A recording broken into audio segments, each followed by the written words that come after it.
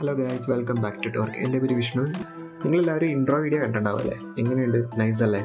ഇപ്പോൾ തന്നെ കുറേ പേർക്ക് ഡൗട്ട് തോന്നിക്കാണും ഇത് അപ്ഡേറ്റഡ് മീഡിയ പ്ലെയർ അല്ലേ എന്ന്.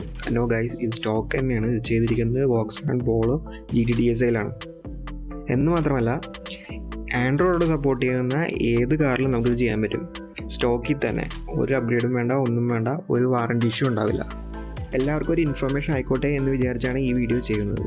സെക്യൂരിറ്റി റീസൺ കാരണമാണ് നമ്മുടെ കാറുകളിൽ വീഡിയോ പ്ലേ ഓപ്ഷൻ ഇല്ലാത്തത്. ഇത് എങ്ങനെയാണ് വരുത്തുന്നതെന്ന് ഞാൻ കാണിച്ചു തരാം. ഫസ്റ്റ് നമുക്ക് വേണ്ടത് ഒരു റൂട്ടിലെ ആൻഡ്രോയിഡ് ഫോണാണ്. ഞാനിവിടെ യൂസ് ചെയ്യുന്നത് റെഡ്മി നോട്ട് 4 ആണ്. നിങ്ങൾ ഒരിക്കലും നിങ്ങൾ ഡെയിലി യൂസ് ചെയ്യുന്ന ഫോൺ ഒരിക്കലും യൂസ് ചെയ്യരുത്.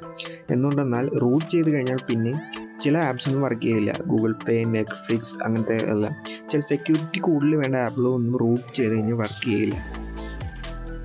ഓരോ ഫോൺ റൂട്ട് ചെയ്ത് ഉപയോഗിക്കുന്ന ഫയൽസ് ഡിഫറെൻ്റ് ആണ്, പക്ഷേ സ്റ്റെപ്സ് എല്ലാം സെയിം ആണ്. നിങ്ങളുടെ ഫോൺ ഏതാണ്ട് കമൻറ്റ് ചെയ്താൽ ഞാൻ എൻ്റെ സ്റ്റെപ്സ് പറഞ്ഞുതരാം.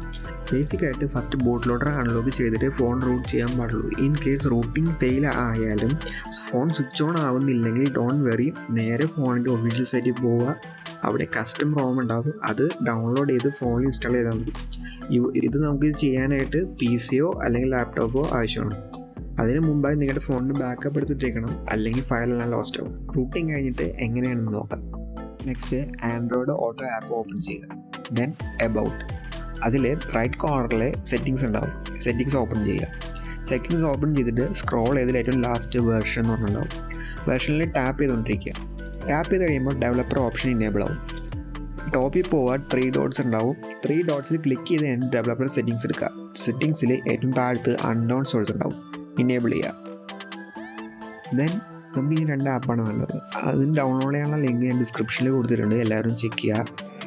ഇതാണ് ആ 2 ആപ്പ്. ഈ 2 ആപ്പ് ഇൻസ്റ്റാൾ ചെയ്തതിന് ശേഷം ഇതിനൊരു പെർമിഷൻ ആവശ്യമാണ്. ഇതിന് പെർമിഷൻ കിട്ടുന്നത് നമ്മൾ റൂട്ട് ചെയ്യാൻ ഉപയോഗിച്ച സോഫ്റ്റ്വെയറിൽ നിന്നാണ്. സൂപ്പർ സൂ ആണ് ഞാൻ ഇവിടെ യൂസ് ചെയ്ത സോഫ്റ്റ്വെയർ, അതിലാണ് പെർമിഷൻ കിട്ടുന്നത്. പെർമിഷൻ ഇനേബിൾ ആയതിനു ശേഷം ഫിനോടൈപ്പ് പാച്ചർ ഓപ്പൺ ചെയ്യുക. ഓപ്പൺ ചെയ്തിട്ട് ആപ്പ് ലിസ്റ്റ് എടുക്കുക.